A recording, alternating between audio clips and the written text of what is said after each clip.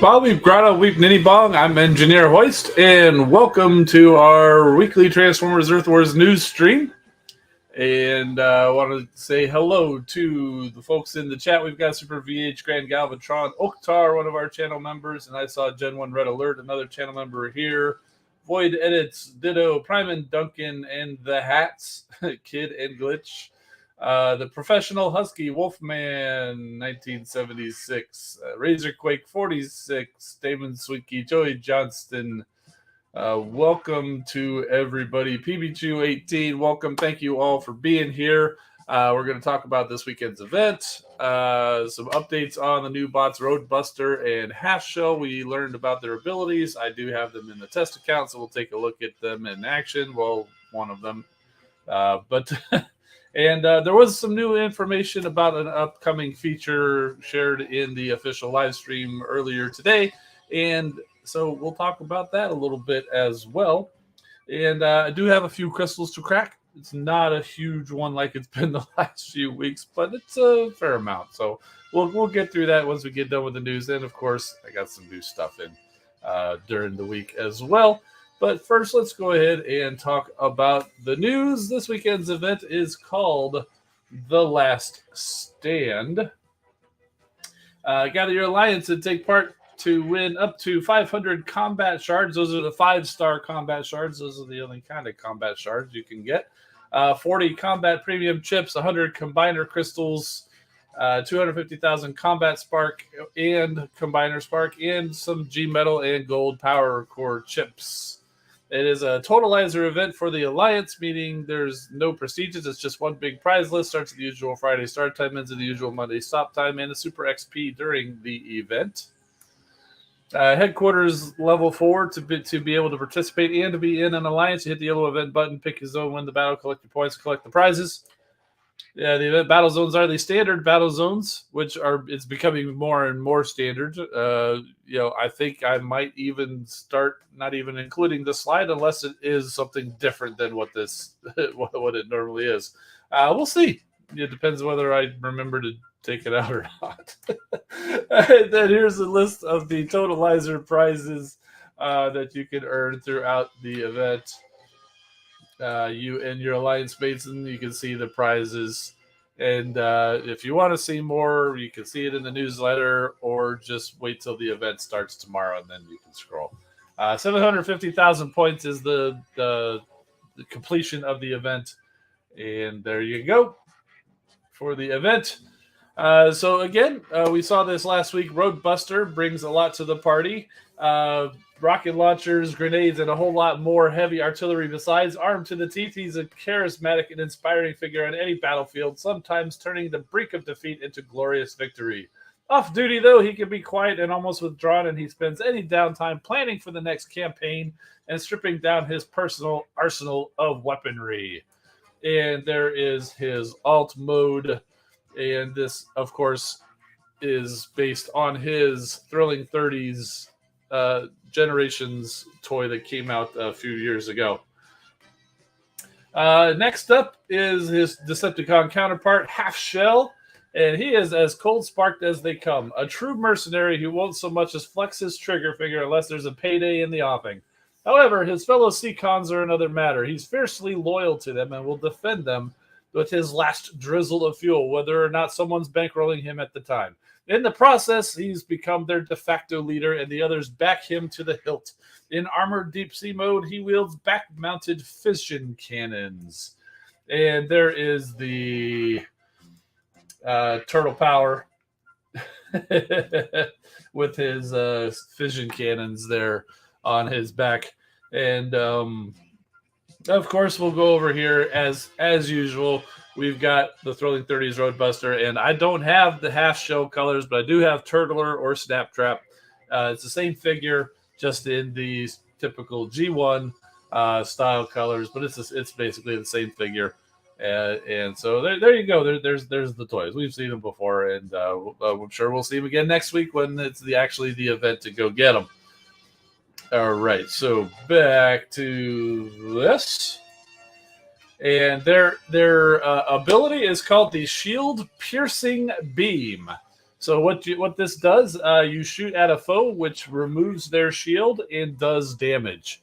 Basically, you'll see it in a minute, but there's a lot of shields going on now. Of course, we've got the shield generator, and there are some other like build bots. You can put like a protective shield core on them.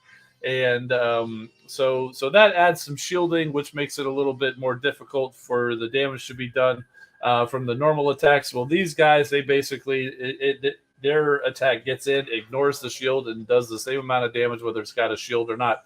And that's the key thing. Even if there's no shield, it still does damage. And it does quite a bit of damage. It's very much damage, just like a one-shot flyer. In fact, I think if you get these guys leveled up far enough, they can one-shot the MDS, the multi-defense systems. I'm not sure what level you kind of need to get them to, but it's basically it's a lot of damage to a single target, just like, say, Starscream or Firefly. It's just the range isn't quite as large as the Jets, as you might expect, because he's not a jet. And, he's a Humvee kind of and a turtle. But pretty useful. Next, and I think that's it for them until we go test them out in the game. So here is the new feature that they talked about on the stream: power core conversions. Don't take anything on the screen as gospel. This was shown. It even says at the bottom there, test values shown. They said it during the stream. I'm saying it again. But basically what you're going to be able to do is you'll have two options to deal with the plethora of power cores that you have in your power core lab, and particularly what to do with those that are food. So what you can do, two options. One, you can take any number of them. It can be any type. It's got to be fusible. So, for example, skin cores, XP cores, things like that don't count, because you can't even use those to fuse to level up your any core that you can use to level up another one is eligible. But you can pick a certain number of them and of any type, and then you can convert silver into gold chips. And you can convert golds into G metal chips. So like, say for example, you've got 100 silver or gold tactician cores lying around, or wallbuster cores lying around that you have no intention of using. You can take all of those and go get yourself a chip for another core of a higher level. So there's that. And that's what they're showing right now is 5 goes into a new chip. And of course, it will be just a normal chip, which is subject to the random number generator, which could be anything. You can use G1 cores, you can use standard cores, you can use bot specific cores, but you could still get G1 normal or bot specific. It doesn't matter what you use, and you'll still be subject to the random generator. The other thing you can do, and it appears that it's going to cost more because even in these test values, they show it's twice as much. You can take, say, for example, here, 10 of the same type and upgrade it another level. So, say maybe you wouldn't want to do it on some of the food cores like tacticians or wallbusters, but say you've been really searching for like a gold G1 cup core, for example, but all you can manage to get is a bunch of silvers. Well, if you have enough silvers, you can select all of those silver cores, and boom, you got yourself as the gold G1 cup. But it has to be all the same type, and it will convert into the next step up of that same type. So it's pretty cool. It's going to cost you more cores to do that, but you get exactly what you want. The key is you have to have enough of that core in that lower level to be able to do it. So I don't know what I would have to do to get G-metal missile launchers. Although I did just get a G-metal missile launcher, but I've got quite a few gold ones. I don't know if I'll have enough. Depends what the final value ends up on. But that's what it is. There will be more information. It's not in the game. It's not even in the test server right now to be able to show you. They did say they're hoping to have this out in the next 2 to 3 weeks. But more information will be coming, I'm sure, in the game, in the newsletter, and of course here on my channel and on other people's channels as well. Let's see.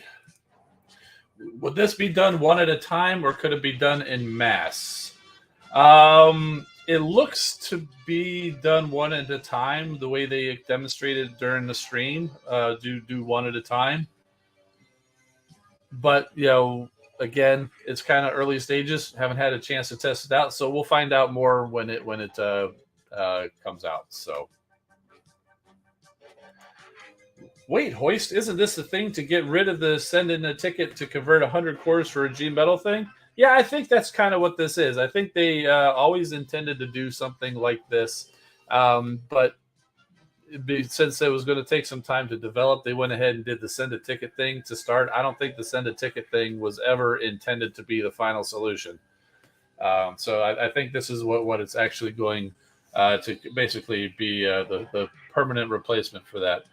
The other thing, I didn't get an image of it though, but finally they're going to add filters on the cores. So even if you're just fusing cores to level them up, if you've got a whole bunch of silvers, but they're way down at the bottom of your list, you can filter by just silver, or you can filter by just gold, or you can filter by just G metal. Finally, you'll be able to do that. So honestly, I'm looking forward more to the filters than for these conversions.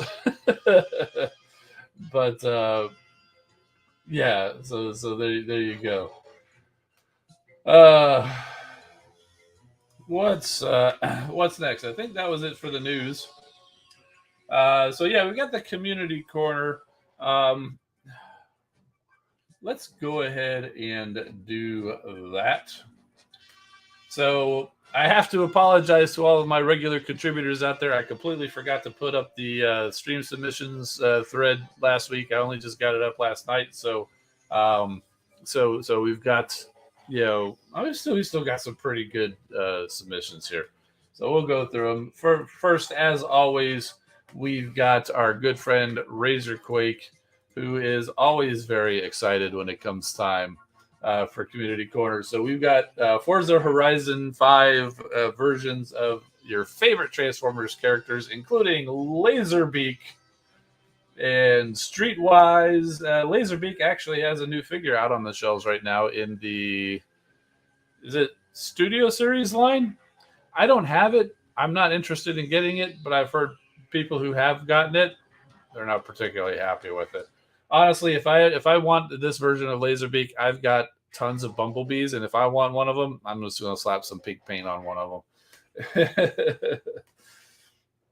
Because it's a small, it's like core class Laserbeak, which is appropriate because I mean he was kind of like kitty sized because he was sitting there having tea with that little girl, which was hilarious. But anyway, so yeah, so we've also got Streetwise there, that's a good look there, and naturally we've got Bumblebee. This one is the Age of Extinction version of Bumblebee, and we've got JP93. That is the Jurassic Park vehicle. If you are familiar with that Jurassic Park set, one of the few sets I've done a review of recently, even though I kept calling him JP3 for some reason. I'm surprised nobody called me out on that.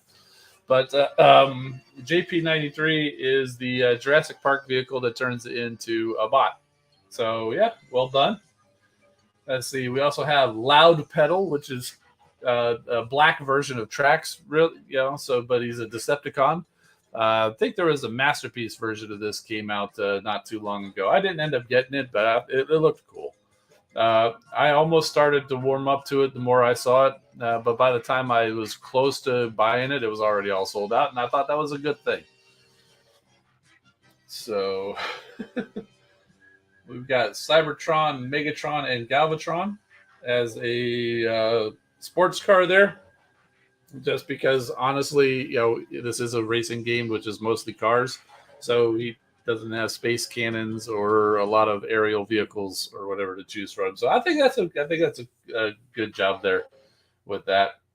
And we've got Jolt, Jolt is interesting because if you they're supposed to be robots in disguise, right? Yeah, they all seem to be like concept cars or supercars, or they've got very unique paint jobs, Optimus Prime, or they're a UFO, for example, like Wheeljack Mirage. An Indy car driving down the streets is not in disguise Mirage.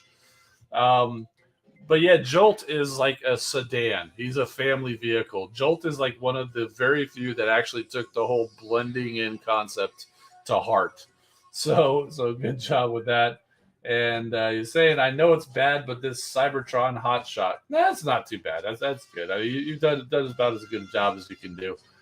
They got a little crazy with their designs in that Unicron trilogy there. So it's a pretty cool little blue color there.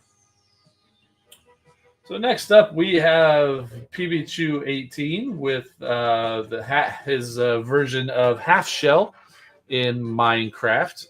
Wonderful as always. It seems a little small. Let's see if we can pop that up a little bit. There we go. And who is that behind him? Is that Terrormander? I don't remember the names of all these guys. I think that's Terrormander, the little flying guy. So there we go. And Grand Galvatron is here. Got Legacy Override. Very cool. Very cool figure.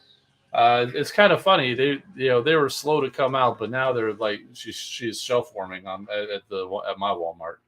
Also found out her gun is able to hold on to a floss bobbin, so it'll be helping embroidering Alana. So that's cool. That's really neat that you did that. So this is Sea Spray's girlfriend Alana here. Very nice. Prime and Duncan gives us a drawing. Been busy, but got a nice little drawing there. Very cool. Bella Wuga came in at the very last minute. So very nice. Got Scorn and Slug facing off. I guess they must be having a little internal tiff within the Dinobot ranks there. Oh, and PB2 did say there would be a surprise for the stream, so here we go.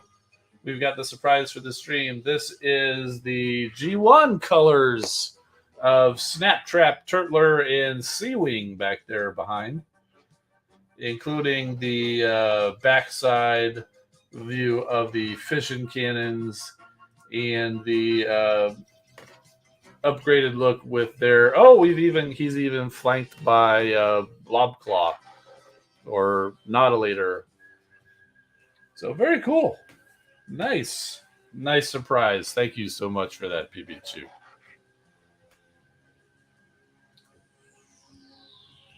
Very, very, very, very, very cool. And so that's going to do it for that. Oh, but wait, we are going to go into the game to show off Roadbuster, so we can go see what the ability looks like. But in the meantime, I'm going to end the slideshow. So if you happen to be watching somewhere other than YouTube, there's the link. You can also follow me on Instagram and Twitter for infrequent behind-the-scenes content. And we got to throw the credits up there. Thank you to all of the channel members for your support, and also to my moderators for helping out both here on YouTube and in Discord.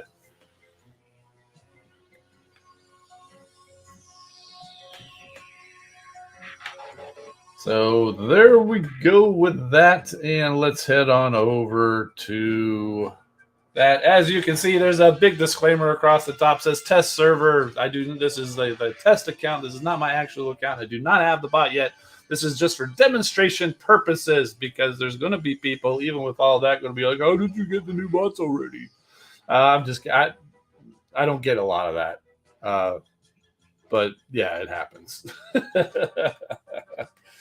Let's see. All right, so first, let's go take a look at him in the game. So we've got Roadbuster here. I leveled up the 5-star because why not? We'll check him out in the hangar, the showroom, whatever. There he is. He's looking around. Give him a transformation. Flexes his muscles, smashes the ground, thinks about it, and then jumps and transforms. And there you go. And he's got a nice big cannon there. And the cannon does indeed look just like his shoulder-mounted cannon on the toy.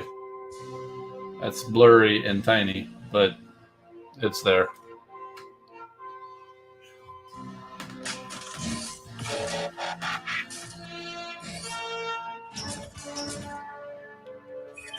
So there you go, and a little bit of his stats.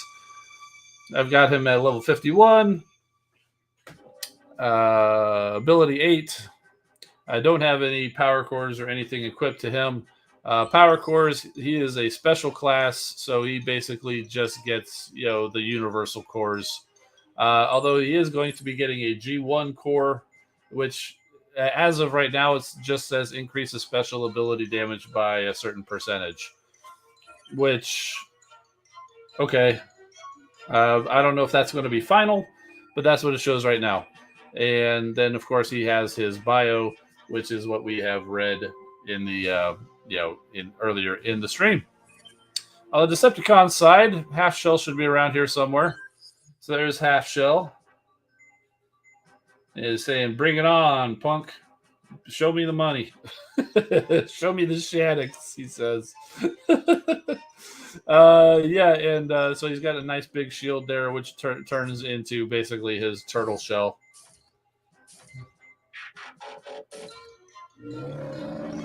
Ooh, nice deep roar on that turtle.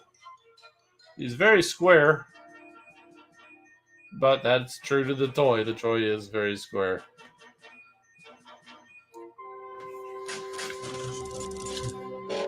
So Victor was taken, says, "I see he has ability 11. Yes, it does appear that these two guys are going to have the ability 11. Oh, and he's got a sword. That's right. I don't think I brought out the sword for my snap trap. It's around here somewhere. So there again, you've got basically everything there. Oh, and combat bots, I forgot to talk about. I didn't even really look at them, but here's a little flip through. Obviously, any of the companion bots will work, and so So it looks like some of the melee bots, like the Chicken Stick, Pterodactyl, or Taraxodon, Razor Sharp. They smash down those guys. Those guys would work for them. So let's go ahead and go in and show them off. So we've got basically all the wreckers here plus skids. So let's go wreck and rule.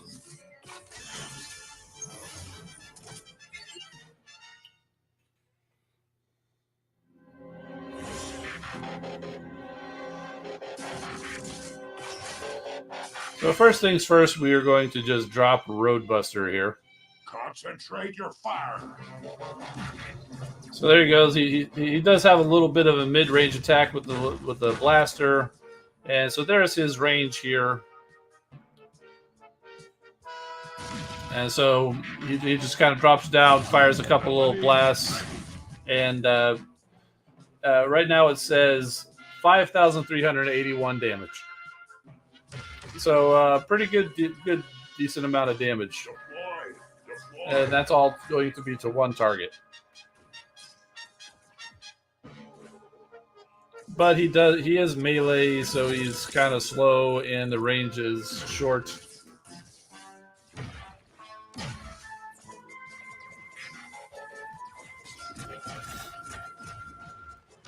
No broadside. Oh, I'm sure I've got broadside somewhere, or I could get him. But if he's somewhere, I haven't leveled him up. So you can see, and the cost of his ability for Roadbuster does go up quite a bit. So you're probably not going to be doing any kind of soloing with Roadbuster.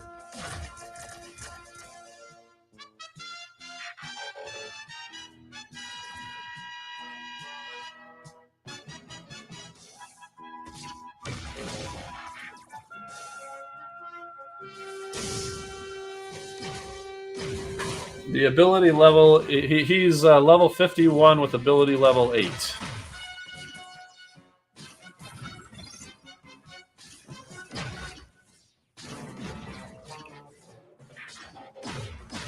And see, Roadbuster is down.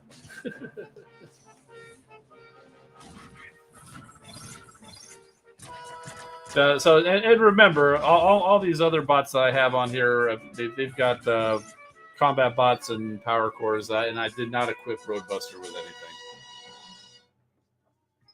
And some of them are more veteran than others, and you know.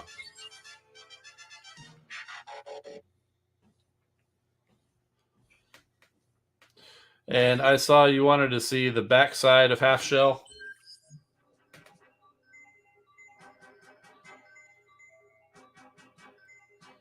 There you go. There's the backside of Halfshell. It's kind of like just the top half of his turtle.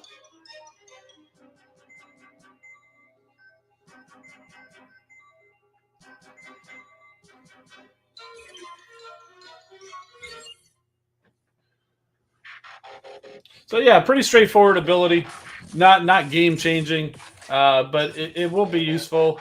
And again, in the battle that I did, there were no shields on anything, so that extra little feature to their ability wasn't really in play.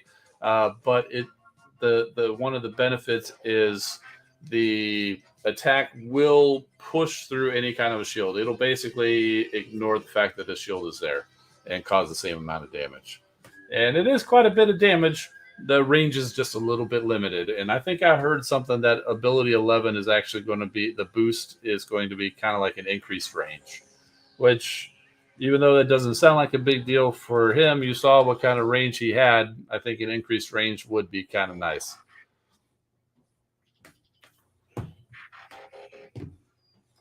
Oh, you're saying the shell part on his back is the same one on his legs. Oh, how dare they do that? Let's see. All right. Well, so we're done. We're done there. I'm going to go ahead and switch over to the main account now, so we can go crack some crystals.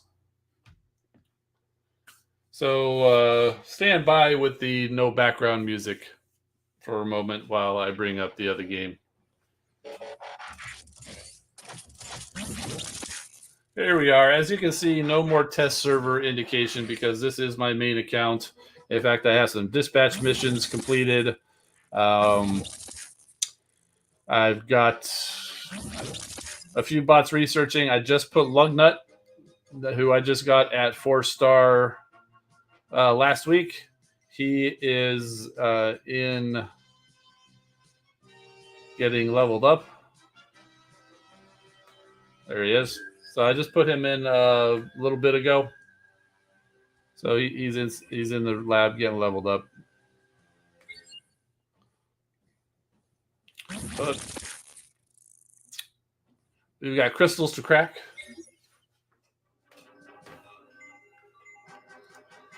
Oh, there's nothing for Razorquake to suffer anymore because, well, first of all, he had to leave early, and second of all, yes, you got it. I already got the gold bug, so I have not ranked up anybody in a while. I might have one or two sitting out there to do, but got this War for Cybertron chip, and it looks like Soundwave. All right, so I can go put that on like the 2-star Soundwave who I'll never use. And let's see, I've got so some of these chips, like these G1 chips, were from the Cyber Pass. So we'll see what this G1 chip gives us. A G Metal Skydive. Interesting. I believe this is another G1 chip. It is. Was that Hot Rod? Rodimus Prime. I think I have a G Metal Rodimus Prime.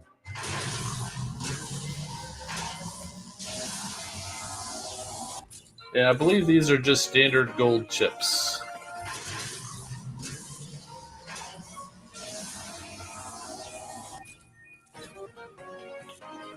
Vitality.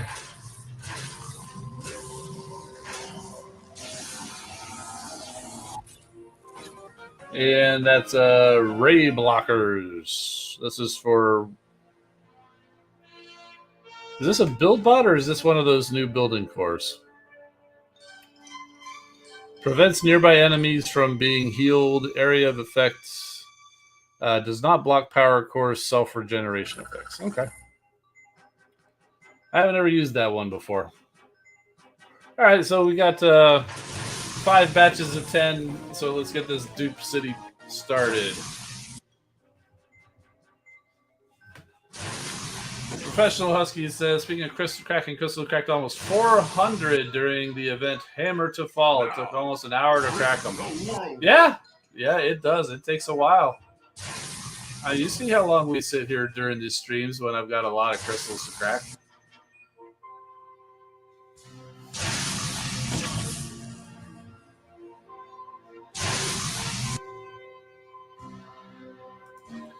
Waiting to refund the 3-star crystal accidentally got needed for Titan parts. Oh, yeah, that's tough.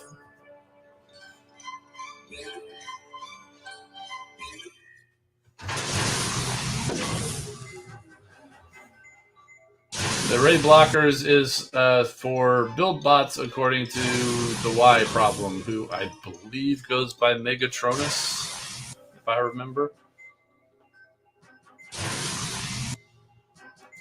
It might have had enough to rank if you didn't open 4-star cog crystals last week. Dude, I'm happy with Lugnut and Flatline and Starscream. In fact, I had somebody comment on the video after the fact, said, "Oh, I'm jealous of that Flatline." So it was worth it. Oh, look at that. We've got a 4-star Hound Vamp duplicate. Speaking of duplicate 4-stars, I cracked a free crystal earlier today and was a 4-star slug.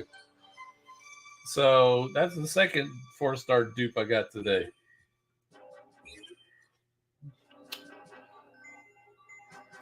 Yep. Yeah, and speaking of cracking crystals, it was worse opening when there wasn't a ×10 option. Indeed, that People are talking about the power core conversions being one of the best new game features. I would say the top feature they've ever added to the game, besides the game itself, is this ×10 button. If I could request anything, I would like the ×10 button to be an up to 10. So, like, say you got 9. Let me hit the ×10 button and just let it crack the 9. Instead of having to hit 9 times. So I'd like it to be an up to 10 type of a button. But it's fine for now. Basically, what I've started doing is for the premium shards, I just don't even collect premium crystals until it's a multiple of 10. Yeah, I just do that so that way it's just all 10. The only time I'm going to have something odd is if I accidentally hit it without having that button inactive, or if they actually give crystals in some kind of an event or something. But they pretty much give shards anymore. So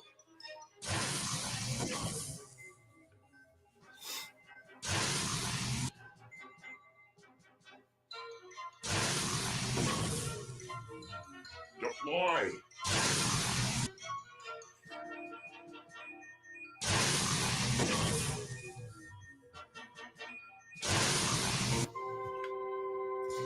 oh yeah, please wait. Yep. I for premiums, I just don't even collect individual ones anymore. I only collect them by batches of 10. I would, not nowadays. I almost wouldn't mind a ×10 button to collect crystals on the 3 and the 4 stars even. But once I'm done saving for the Titan parts, I'm not even going to be saving up those shards. I'll just be using them as I get them. So that's not even that bad.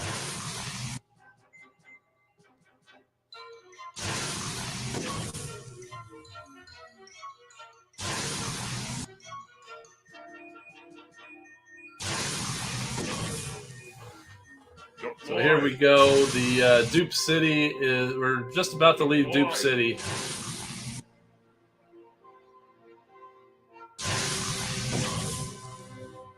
Deploy. So there we go. And in case you're wondering, you can see here I've got no extra premium crystals. 3-star crystals. I can grab 10 of those because I do have the 3-star Fort Max part. I am saving 4-star shards now because we used them up last week. Yeah, so I don't want to go any lower than what they are right now. So there we go. Got enough 4-star shards for more cons. I just answered that question before you saw you asked it.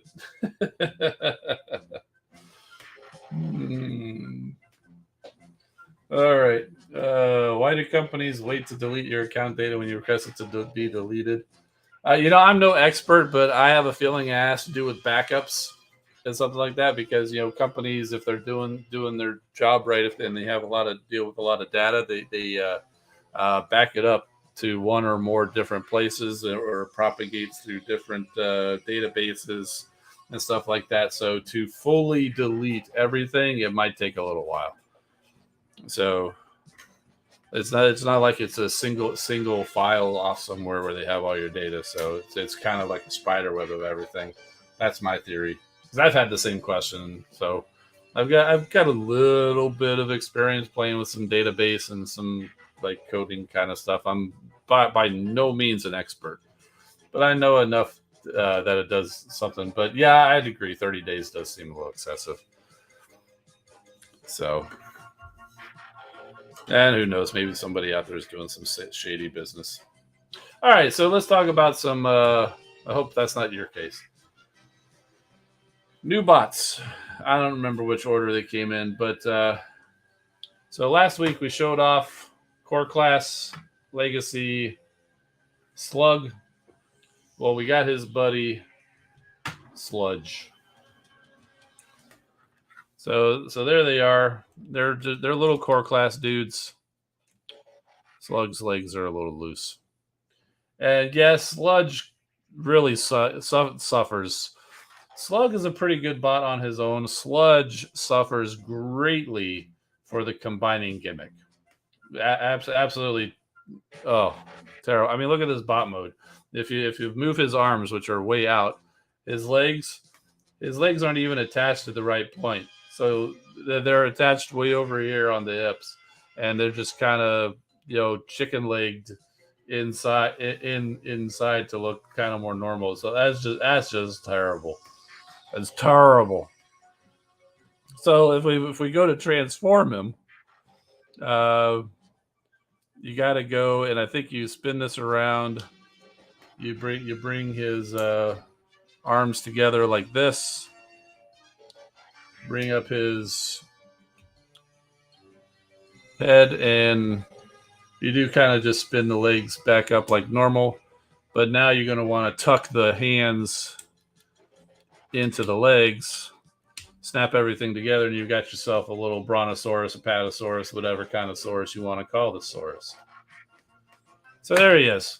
Not too bad of a little dino mode. It's all right. Still kind of suffers. It's better than his bot mode.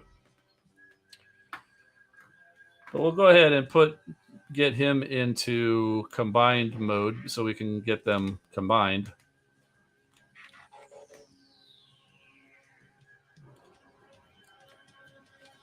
For Slug, you almost basically transform him back into Dino mode, except you don't close these his back, or if you had them closed, you open them.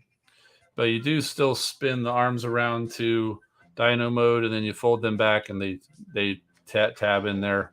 I think we showed that last week when I showed him off.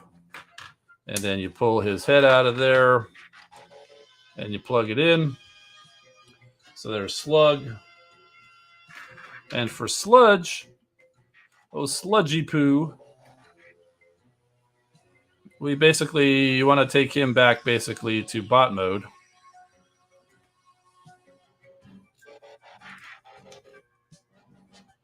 And we're actually going to bring his arms up like he's saying, "Yay, I'm the greatest dino bot out there, me Sludge." And then we'll spin his legs to the outside and kind of rotate them up.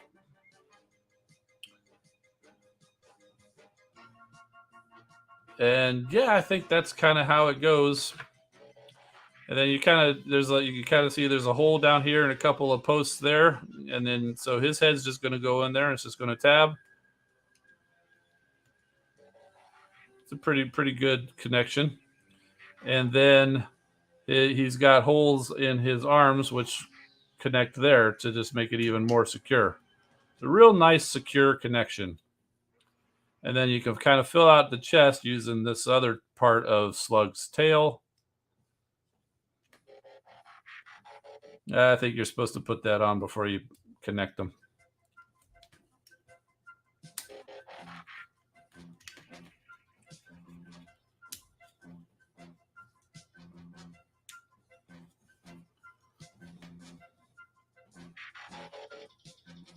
So there you go. You've got the upper and lower torso of core class Volcanicus. It's a pretty good start, if I do say so myself.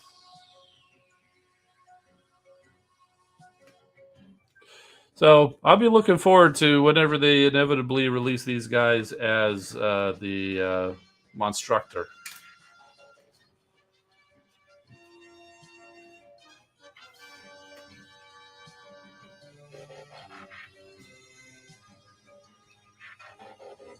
So Sludge. I mean, everybody could tell from the pictures. The bot mode is just terrible. The Dino mode is suffering, but he's there because he is the Volcanicus crotch, and he suffers terribly in his normal modes. So, all right. So next up, we got, again, no particular order, The final piece of Menasor. Unfortunately, we won't be combining today. We've got Breakdown here, and Outback approves of his choice of weapon, which is his spoiler. It kind of looks like a boomerang, but he does have the one weapon. And if you've got Wild Rider, it's basically Wild Rider, but dressed up as Breakdown. The same transformation's the same. It has the same deal where you can have the wheels come out and do the weird thing. I always knew when we saw those pictures with those wheels, the front wheels just like out to the side, looking weird like that. I always knew that wasn't necessarily something that needed to be done. You could it helps in transformation to take them out like that to get around to clear some tolerances, but you put them back together, you put it on his backpack, and then it looks fine. So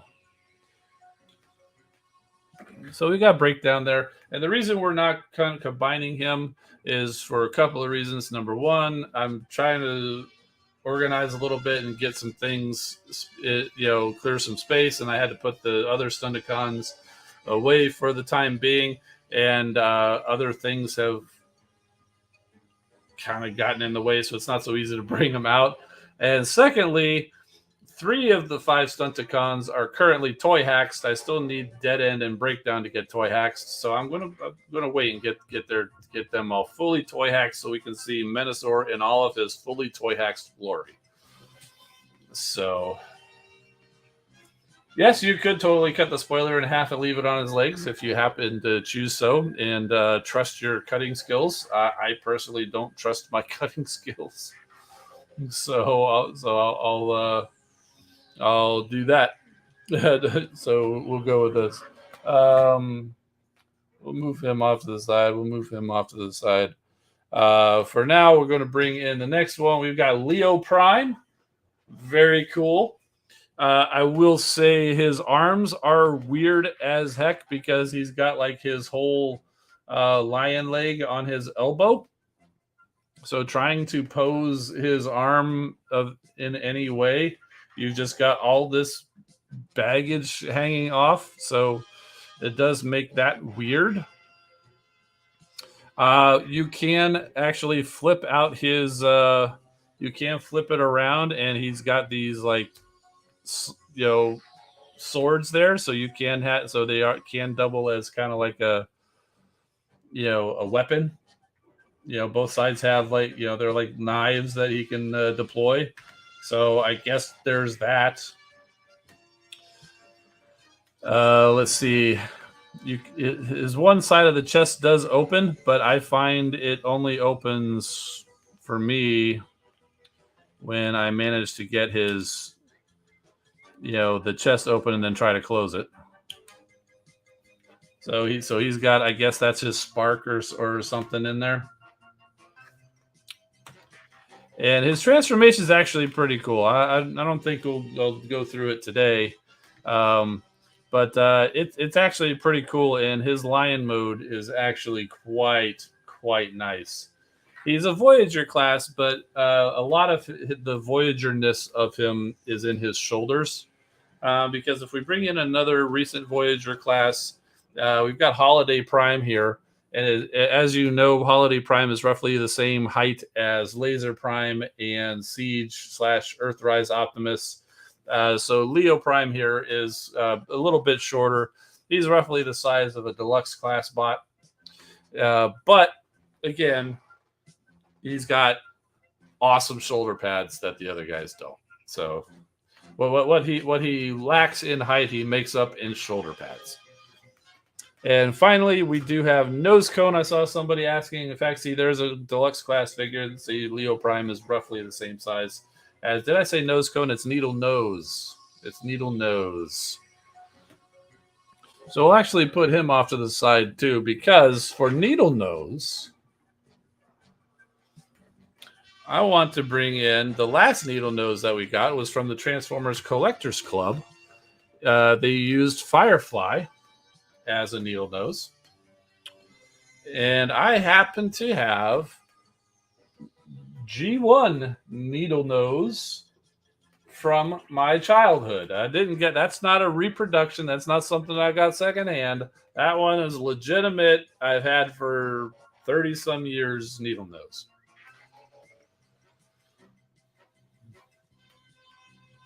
So this is why I was excited when Needle Nose was going to be coming out, because I've had this guy for years. And when people are like, "Oh, Needle Nose, oh, look at that back. He's just wearing his airplane on his back." Exactly. That's exactly what he's supposed to look like. Even the gaps in his legs. He's got gaps in his legs. I'm kidding about the gaps in the legs, but I mean his back. He's just basically wearing a jet on his back. That's exactly what he's supposed to look like. They did a fantastic job replicating the G1. So yes, that is I am so happy with Needle Nose, and some everybody's got their opinion. Some people don't like him. I love him. I love Needle Nose, and very happy that I've got him. I mean, look. I mean, even look at the chest. The chest detail is like practically spot on. They did such a perfect job of basically taking the G1 figure and giving him modern engineering. They did such a fantastic job. It's like absolutely perfect. That by far one of my favorites in recent memory. So, is Needle Nose going to come to the game? Well, I don't know, but with the fact that we got a figure of him in this recent toy line, chances are good. And if you notice, they all did come with the Target Master partners, Sunbeam and Zigzag. Although for some reason they couldn't get Zigzag, so he's Sunbeam and Zaputty. But our legacy Needle Nose is indeed Sunbeam and Zigzag once again. So we'll get all these guys in here, breakdown, and 1/3 of a Volcanicus. While I prefer Spinister over Needle Nose, I do like Needle Nose. I gotta say, those are the two Target Masters that I actually had as a kid. In fact, I just showed off my G1 Needle Nose. I still have a G1 Spinister, and I'm a little sad because his rotors survived for a very long time, and just like a year or two ago, one of them snapped. So I was very happy about Spinister coming out too. Just about as happy as Needle Nose. I was happy with seeing Spinister. So, and that's all I got in the in that this past week. I have Tarn ordered. He has not arrived yet. I have not seen any shipment information about him. So these guys happen to come early. They were due in the same time as Tarn. These guys came in early, but Tarn hasn't yet. And I think Scrap Hook is still out there due to come. So I do have Titans Return Quake. I never had the G1 Quake, so I mean, it was like, Quake, okay, yeah, I'll get him because he's there. But I happen to have him.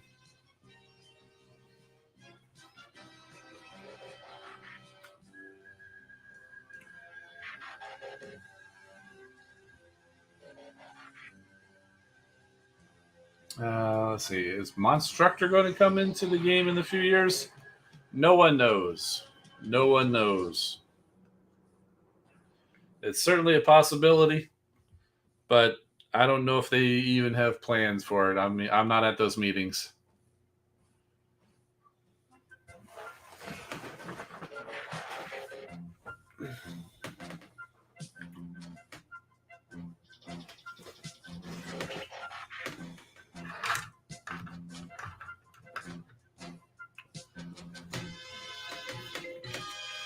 Waiting for Orthia? Yeah, yep. That's possible.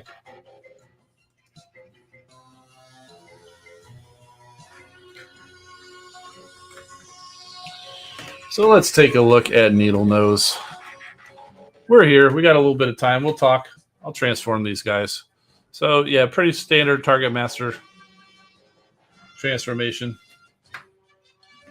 How long have I played Transformers Earth Wars? I've played since the global release date, which is not the longest because some people have been playing since during beta. I didn't even know about the game until it was released publicly, but I started like day 1 or day 2.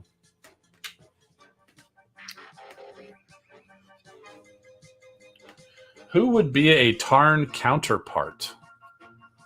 That's a good question. All right, let me see if I can remember how to do this guy while I'm thinking.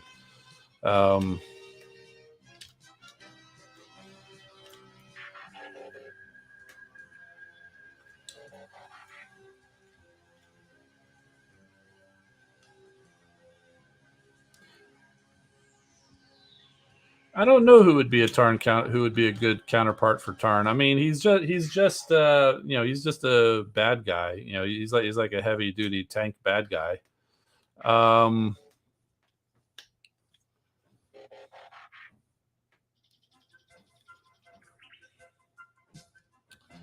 don't know if you need a spiritual counterpart for him necessarily.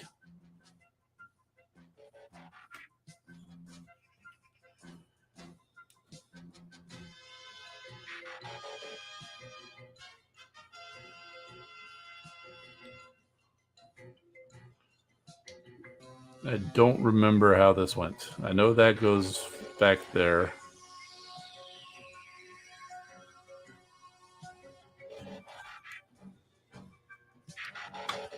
I think this goes in like this.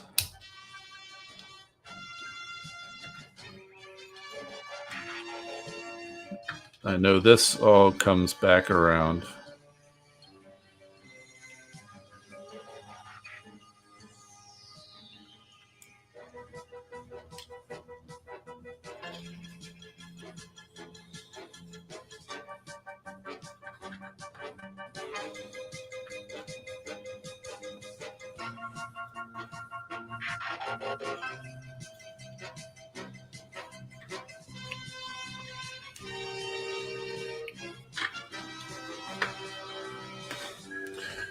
Yeah, I only transformed this once. I don't remember how.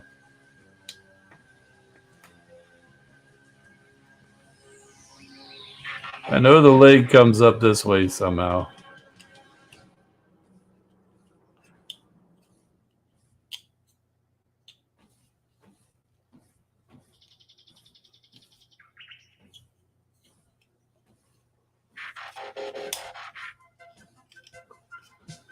I think I have the arms wrong. I think I did the same thing the first time I was trying to transform it. I think it goes up like this.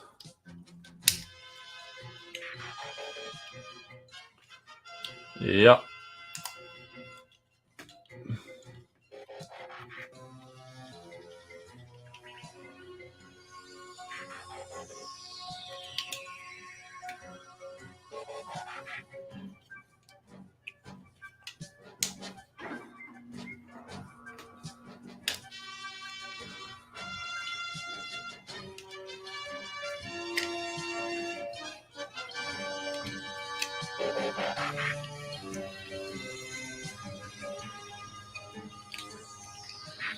These come together, right?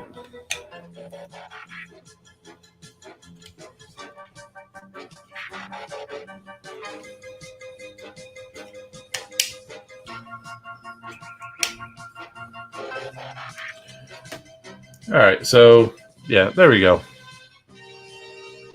I got it.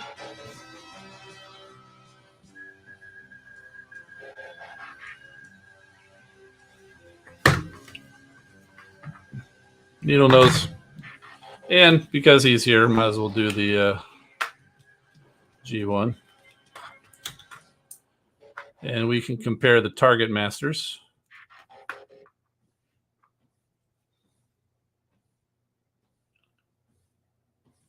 Practically identical.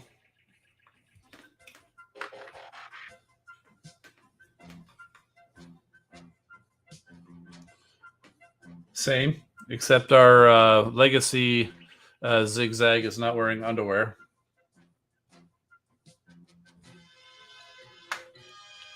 You know, that white bit around his waist. So he's quite a bit easier, as G1s tend to be, to transform. But see, I mean, even if you look at the transformation, I mean, still, even with the legs folding back up around, I mean, they even did the same thing here. I mean, even the transformation is practically identical. I mean, that's crazy.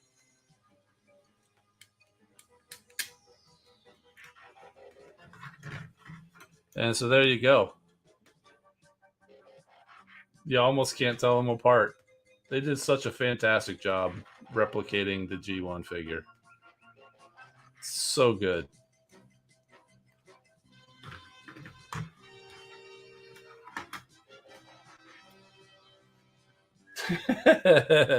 Zigzag is going commando. Woo!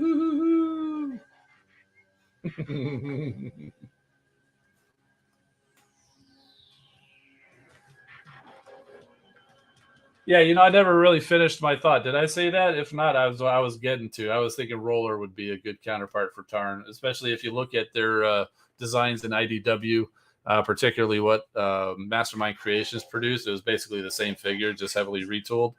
So yeah. Soldier, what's going on? You just ordered the 86 blaster. Okay, cool. Was it a like a original G1 or was it the like a reproduction? So I got the re-release from Walmart. It was like a Black Friday deal, so I got it on sale. All right, let's see if I can manage this Leo Prime because he's a little tricky. I definitely had to go to the instructions for him. All right, so one of the first things we got to do is handle his shoulder pads. He's another shoulder pads prime, by the way, but he is not the shoulder pads prime. So this comes up, and then that whole thing rotates. And you got to open up his chest.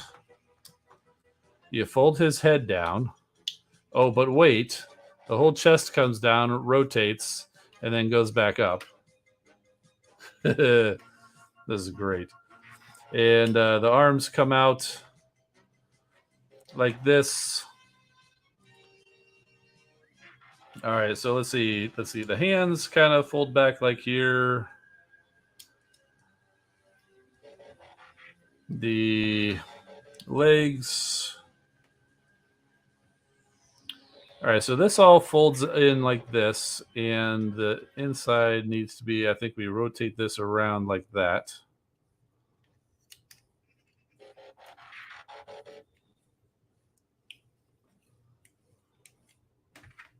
All right, so something like this. And then this whole thing folds up. Then he's got like a little slot on the wrist, and there's a tab under right behind the lion chin.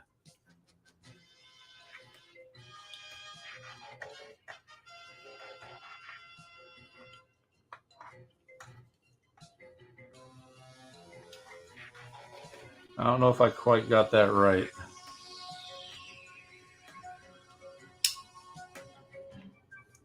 Yeah, it did. Okay, so apparently you got to have some kind of an angle on the arm.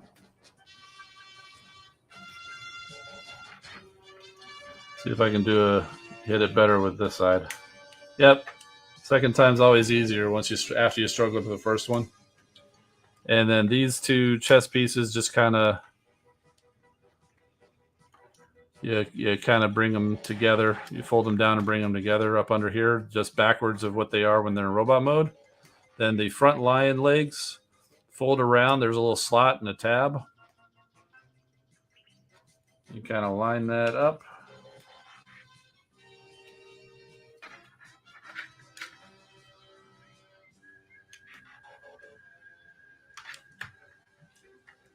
And these are just guns on the side of his mane.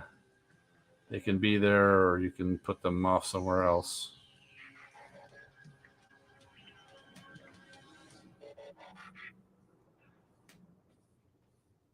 I'm going to put it off somewhere else because it's kind of hard going in there. And then so he's got his little goatee. And for his legs, well, we want to bring this part. We'll do the back first, bring that part up, then this part kind of comes in. Oh, but before we lock everything in, got to flip out his tail. Then we'll just start locking in his back pieces. And so there he is. He's just got some like really long back legs. I'm kidding. We're not done with the back legs yet. You rotate here, then you rotate there, and then you kind of do that standard. We call it chicken leg, but it's pretty much every animal leg.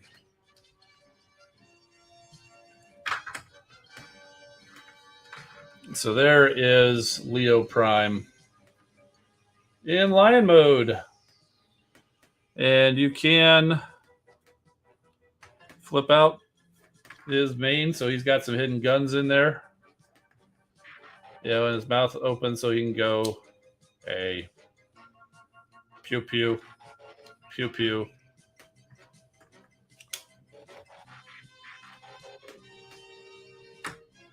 And you can flip out the sides of his mane too. These are on the sides of his arms, so you can flip that out. And you can mount the guns there too if you want to. So you can really have this dude, armed up. And I don't know if one of these other blasters fits in that. Not really, but they have their own spot over here, which I can't seem to get this one on for some reason. Yeah, forget it. So yeah, so there's Leo Prime. Pretty cool figure. Pretty cool. I have not watched Beast Wars 2. I think I have it in my queue on Tubi. Just haven't got around to it.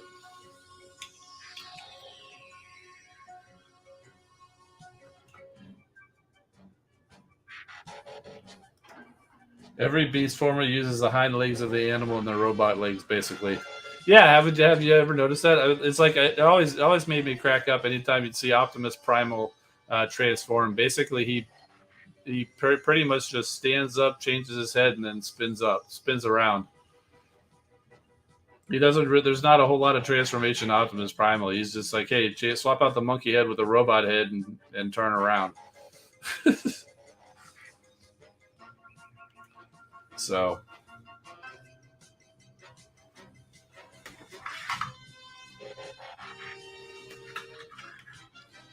yeah. So there we go. Got some new bots in there. Even got some terrible transformations on video for you.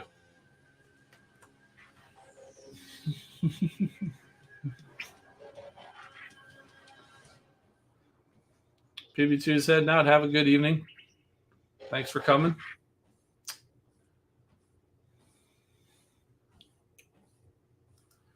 What is my favorite Transformer?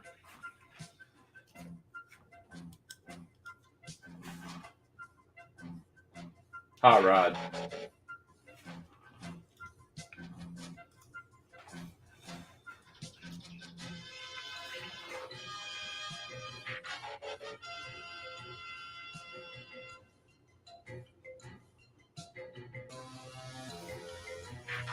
I think I'm going to wrap up here soon. Any last minute questions before we get out of here?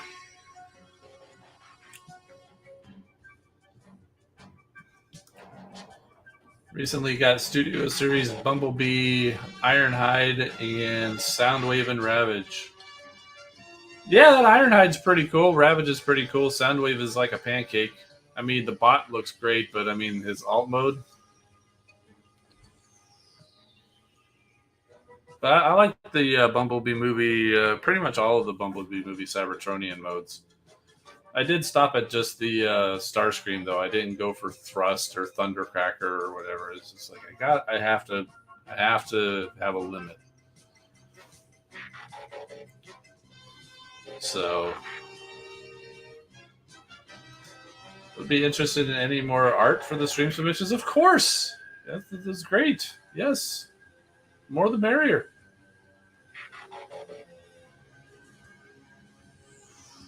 I love this. Do you have Soundwave and his children? I love how you asked that because it's so true. I have a few different versions of Soundwave, and I do have versions of his children. I don't know if I have all of his children for all of his versions. Yeah.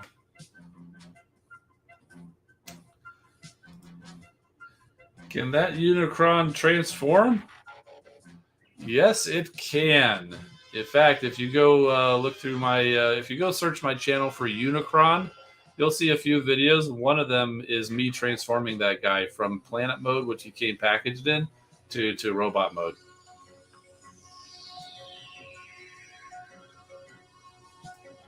Are you going to watch Transformers: Rise of the Beasts? Of course. Of course, I'm going to go see that movie. Of course. I'm not. I'm managing expectations though. I think the trailer looks pretty cool, but the trailer for the last night looked pretty cool too, and that wasn't that great of a movie. So they're really good at making cool trailers. But I'm sure there's going to be some kind of merit to Rise of the Beast, so I'm looking forward to it. I'll go see it.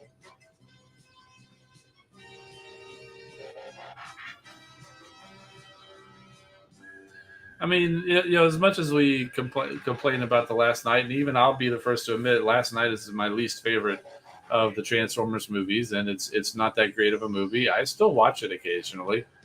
Like if I'm in the mood to watch a Transformers marathon, like if I'm working on something, because the way I do things is I sit out on my comfy chair and I have the TV on.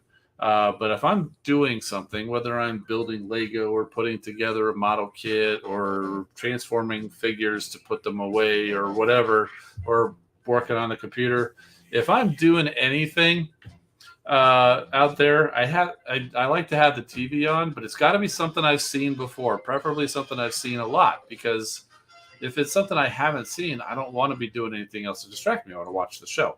So I go through. I'll watch the entire Transformers movie saga.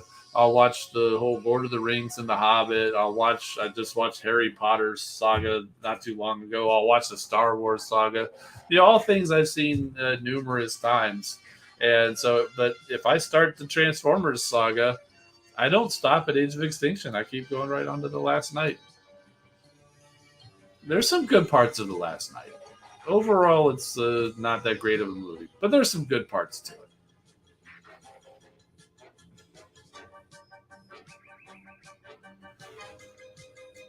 Will I be getting the bot this weekend? Okay, the bot's not coming this weekend. The new bots are coming next weekend in an endurance event. And will I be getting it then? Probably not. Never got Topspin because the endurance events they don't give out the 2-star bot anymore. It was rare that I could ever get a 3-star bot, but even the 2-star bot they don't give that out anymore. Not even a small amount of character shards to get the 2-star bot. So I don't have any top spins at all, and I'll probably not have any Roadbusters at all for a while. So. And I was going to mention it earlier during the new part of the stream with the news that there was more information about the G1 Power Core for Topspin and was it Terramander that are coming, but I don't care. I don't have those bots. Not even the 2-star. It doesn't mean anything to me because the endurance events, I think overall, I think the endurance events are better than the leaderboard overall, but I don't like the fact that they made it to where you can't even get the 2-star version of it. Bring back the 2-star at like 60,000 points or something. That was anytime it was a leaderboard. If the Alliance got to 60,000 points, everybody got the 2-star. Cool. There's still plenty of alliances out there that could benefit from having the 2-star. At the very least, I could have the bot in my inventory and the avatar or whatever. But now it's like if you don't even get a bot until you get to what is like 500,000, and there's so many alliances that just can't get to 500,000. So yeah, so be it.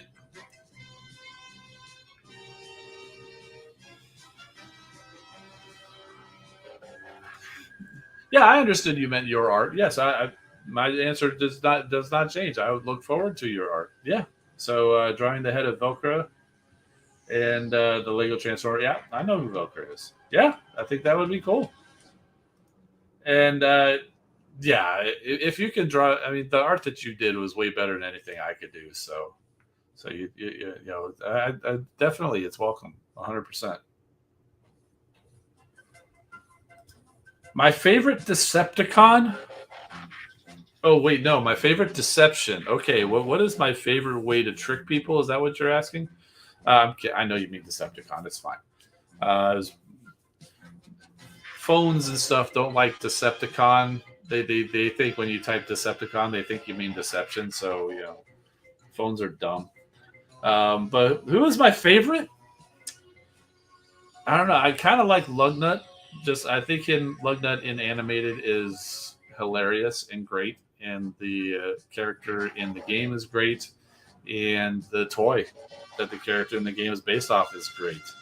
But as much as I like Lugnut, I'd probably have to go with Astro Train for favorite Decepticon.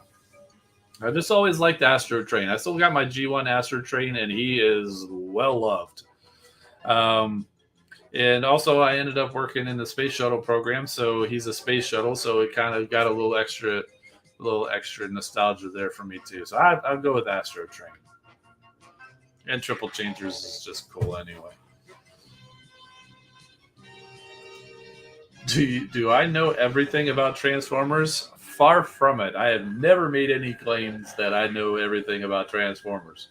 I know a lot, and but I definitely do not know everything. If you come back, watch a few of my streams, and especially when we during the early parts where we're going over the news. There's plenty of times where I'll be going and I'll be like, oh, I can't remember what was this, what was this, what was this, and I get help from the fine folks who watch the stream.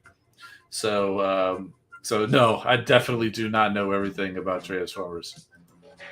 I know your favorite Decepticon. They were asking what mine was. Yes, red alert.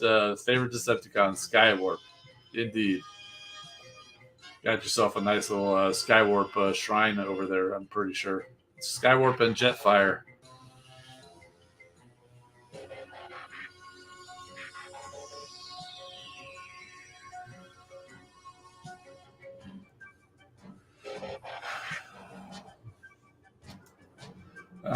Stanley Michael Tang, good evening. I'm not sure if that's a hello, good evening, or a goodbye, good evening, but good evening. Take any chance to shout it to the rooftop. Picked up the new Earthspark Skywarp. Oh, very nice. I think I'm just gonna stay away from all the Earthspark stuff. I haven't again like I gotta cut back, and yeah, I heard that too. Not really good. The only one I was mildly interested in from the Earthspark line was Twitch. It just looked like a cool figure, and I kind of liked the character in the show. But I mean, even before I saw the show, I thought it looked like a cool figure because it was unique or whatever. But you know, I got that first wave of the Cyberverse deluxes because I wanted to do the build a figure of McAdam, and they're okay, but they're just not up to the quality of like the Generations line. So I'm just not going to be doing any of that kind of stuff. I mean, back when they were doing the robots in disguise, the RID, those warrior classes. They were a little more simplified, but they got worse with Cyberverse. And from the looks and sounds of it, they got worse with Earthspark. So you know, I mean, they definitely were already, you know, the plastic definitely changed, or the quality changed or something. Because the robots in disguise figures were not bad; they were still pretty good plastic. They were a little bit simpler, but not terribly. The RID 15 I'm talking about. Um, Cyberverse, it was almost knockoff quality. So I was really disappointed in those.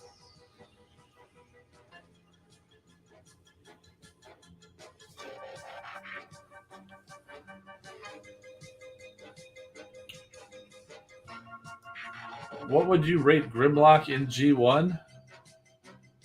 I don't know how to answer that. I would rate him as mostly dumb but smart for one episode. Brave.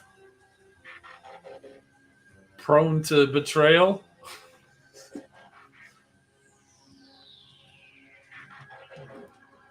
Could Transformers Earth Wars be updating for the new movie? No. The Earth Wars does not deal with the live action movies. They don't have the license for any of those characters.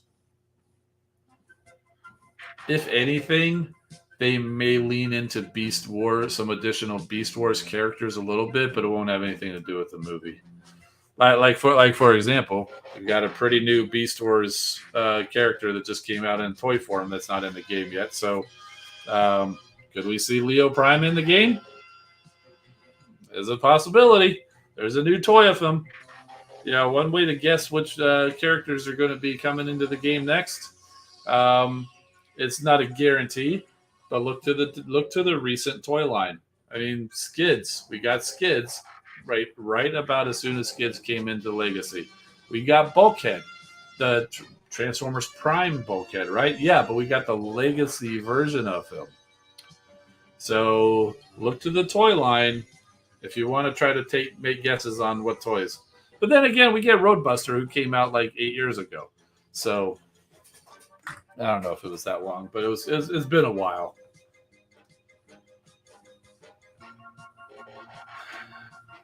Yeah, not only do they not want to, they Paramount apparently has a license, not Hasbro, for those characters. So they just don't have the license for it. Yeah, they covered it. Not this stream today, but I think they covered it last stream 2 weeks ago. Depth Charge would be cool. I mean, that would make sense. That would be a good pairing because you could bring in Depth Charge and Rampage at the same time. So that would be that would be good.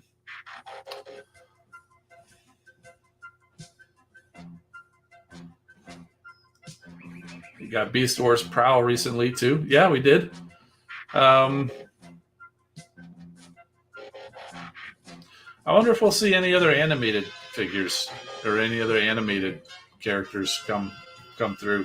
Like Lugnut originated in animated, but he did get a Generations toy, which is where that model in the game is from. But he was basically an animated character.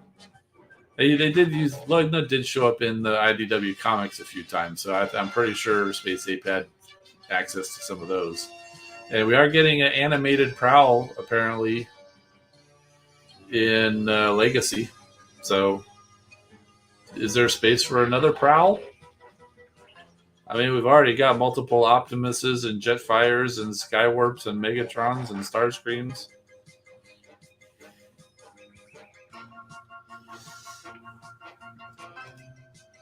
Tigatron and Beast Wars Scorponok. Yeah, I was about to say maybe not Tigatron because we do have Tiger Hawk, but we did get Air Razor, so they could do a similar thing with Tigatron to bring him in, like as they did with Air Razor. Oh, it's from a different universe.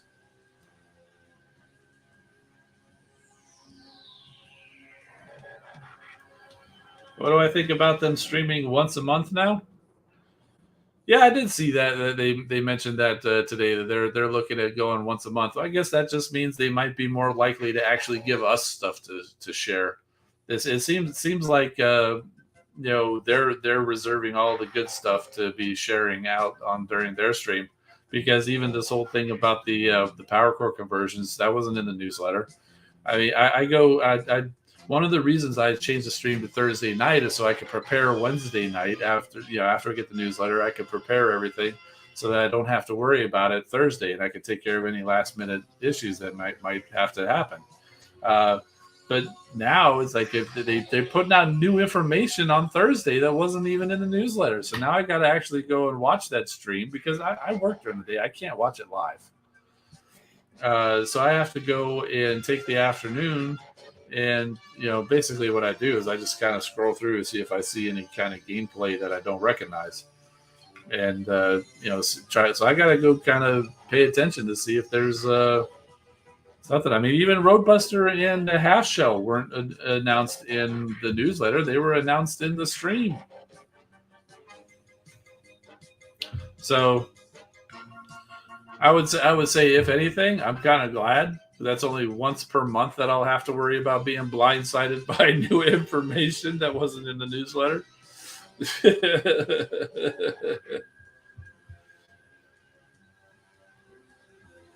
Yeah.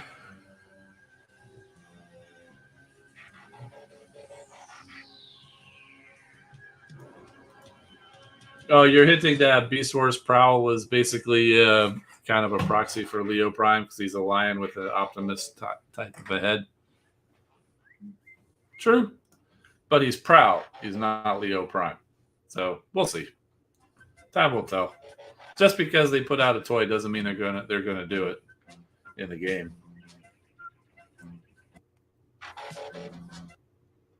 Oh, looks like we got some lag going on.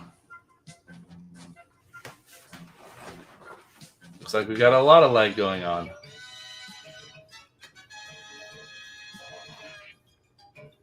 Oh my goodness. What is...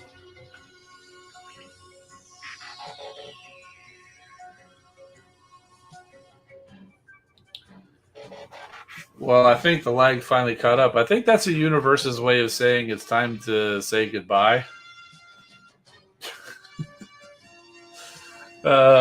When Kremzik shows up, I think they think it's time to head on out of here. So let's see.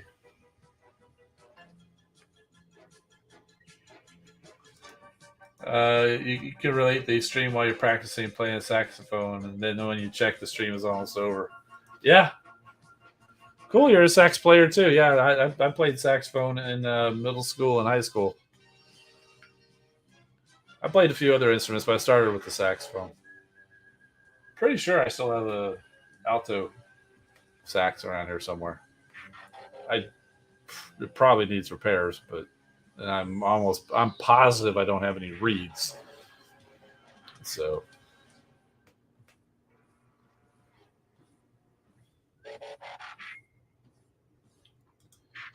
the game, maybe people working out the toy design.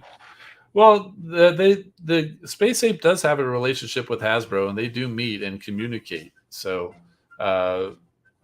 they will they can share designs and kind of get some information. They may know about some new toys that are coming out before we even do. So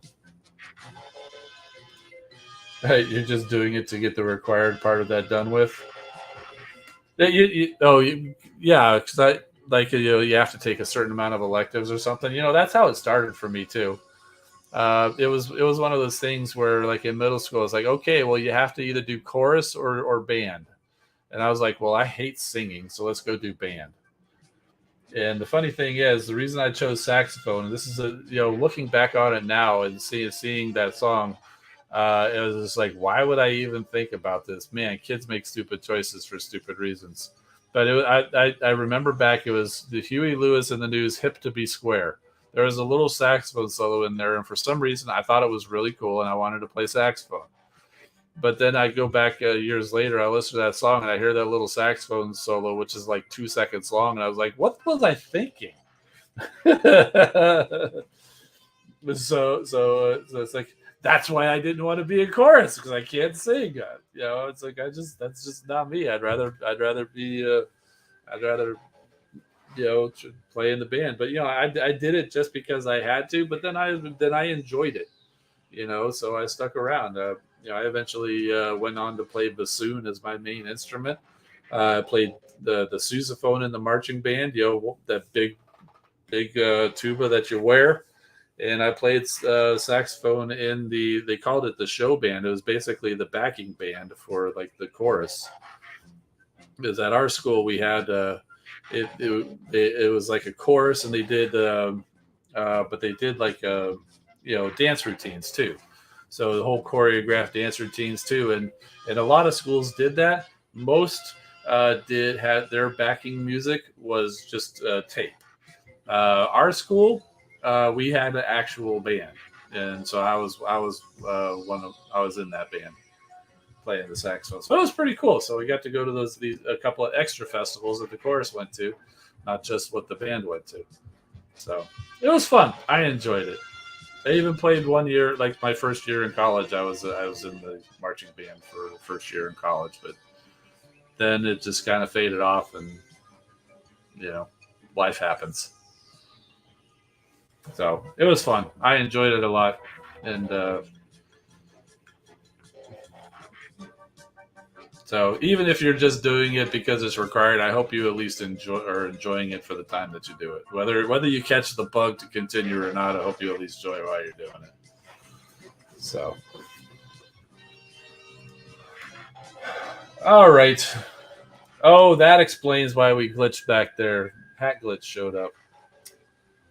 Okay. So.